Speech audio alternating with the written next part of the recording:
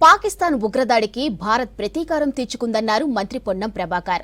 భారత సైనికుల ఆపరేషన్ సింధూరుకు సంఘీభావం తెలుపుతూ సిద్దిపేట జిల్లా కోహెడలో జరిగిన జాతీయ జెండాల ప్రదర్శనలో పాల్గొన్నారు. ఇక దేశ భద్రత కోసం కేంద్ర ప్రభుత్వం ఏం చేసినా కాంగ్రెస్ పూర్తి మద్దతు ఇస్తుందన్నారు పొన్నం.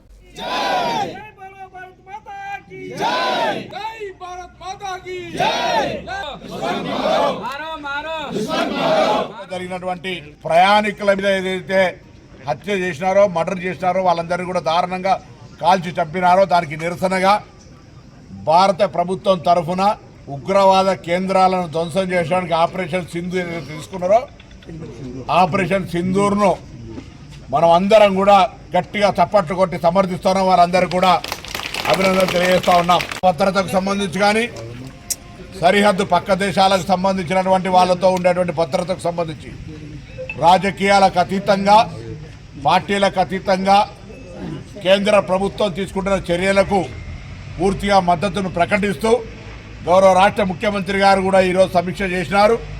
కేంద్రంలో కాంగ్రెస్ పార్టీ నాయకత్వంతో పాటుగా అన్ని పార్టీల నాయకులు, రాహుల్ గాంధీ గారితో పాటుగా దేశంలో రాజకీయాల్లో సంబంధం ఉన్న అందరూ కూడా ఈ చర్యను సమర్థిస్తూ ఉన్నారు.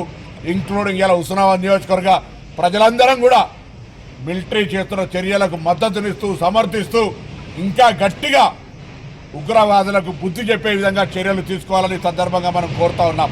కాంప్రమైజ్ ముచ్చట లేకుండా దేశ సమగ్రత కోసం పాటుపడుతున్న సైనికుల చర్యను పూర్తిగా మద్దతునిస్తూ మోరల్గా వారికి మానసిక ధైర్యాన్ని ఇచ్చే విధంగా మనం ఈ యొక్క ప్రదర్శన జాతీయ జెండాల ద్వారా ఈ కార్యక్రమం తీసుకున్నాం. వారందరికీ హాట్సాప్.